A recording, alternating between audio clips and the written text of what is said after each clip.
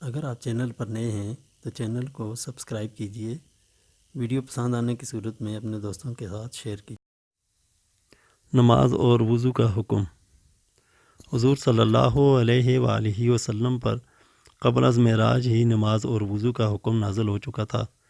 حضور صلی اللہ علیہ وآلہ وسلم کو نماز اور وضو کا طریقہ حضرت جبرائیل علیہ السلام نے سکھایا تھا، اور اس وضو کے پانی کے لیے حضرت جبرائیل علیہ السلام نے پاؤں مارا تھا، جس سے چشمہ جاری ہو گیا تھا۔ آپ صلی اللہ علیہ وآلہ وسلم نے سب سے پہلے وضو کا طریقہ حضرت خدیجہ رضی اللہ تعالیٰ عنہا کو سکھایا تھا۔ پہلے 2 رکعتیں نماز فرض تھی اور 2 نمازیں فجر اور مغرب کی نمازیں فرض تھیں۔ سب سے پہلی نماز آپ صلی اللہ علیہ وآلہ وسلم نے نماز مغرب کی پیر کے دن ادا کی، اور اس نماز کی امامت حضرت جبرائیل علیہ السلام نے کی تھی۔ آپ صلی اللہ علیہ وآلہ وسلم نے فرمایا کہ نماز میری آنکھوں کی ٹھنڈک ہے۔ شب معراج میں آپ کو 5 نمازوں کا حکم ملا تھا۔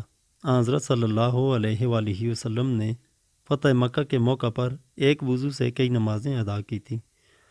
حضرت صلی اللہ علیہ وآلہ وسلم کے ساتھ سب سے پہلی نماز حضرت خدیجہ رضی اللہ تعالیٰ عنہا نے ادا کی تھی۔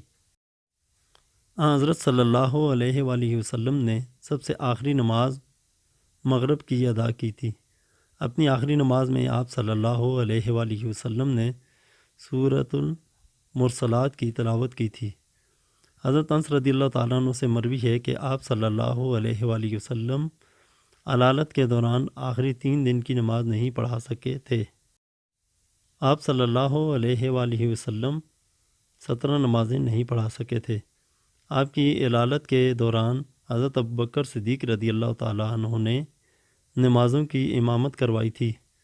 معرکہ خندق میں پے در پے کئی نمازیں قضا ہو گئی تھیں۔